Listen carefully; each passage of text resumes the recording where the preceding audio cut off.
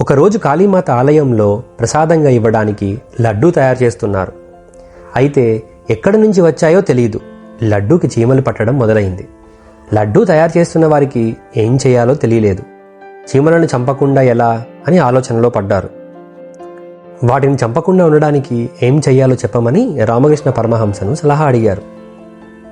అప్పుడు ఆయన, చీమలు వస్తున్న దారిలో చక్కెర పొడి చల్లండి, వాటిని తీసుకుని చీమలు వెళ్ళిపోతాయి, ఇక ఇటు రావు అని సూచించారు. పరమహంస చెప్పినట్లే చీమలొచ్చే దారిలో చక్కెర పొడి చల్లారు.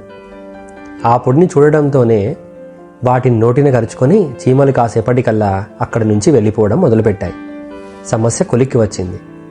ఈ దృశ్యాన్ని చూసిన పరమహంస గారు ఇలా అన్నారు: మనుషులు ఈ చీమల్లాంటి వారే. తాము కోరుకున్న వాటిని పొందాలనుకుంటూనే తమకు తెలియకుండానే దానిని మధ్యలోనే విడిచిపెట్టి మరొకటి ఏదైనా దారిలో కనిపిస్తే దానితో సరిపెట్టుకుంటారు, ముందున్న లక్ష్యాన్ని విడిచిపెడతారు అని చెప్పారు. తమకు కావాల్సింది చక్కెర కాదు, లడ్డూ పొడేనని ఒక్క చీమ ముందుకు రాలేదు. మనం కూడా అలానే భగవంతుడు సర్వస్వము అనుకుని ధ్యాన సాధన మొదలు పెడతాం. మధ్యలో ఎవరో ఏదో చెబితే దాని వద్దకు వెళ్ళి మన సాధన అంతా వృధా చేసుకుంటాం. తీయగా ఉందన్న చక్కెరతో సరిపెట్టుకొని వెళ్ళిపోయాయి చీమలు. రవ్వంత చక్కెరకి సంతోషం చాలనుకున్నాయి.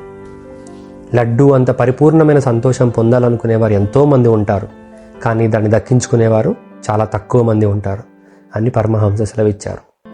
ఈ కథలో నీతి అర్థమైంది కదా ఫ్రెండ్స్. మన గమ్యం ఏంటో మనకి మాత్రమే తెలుసు.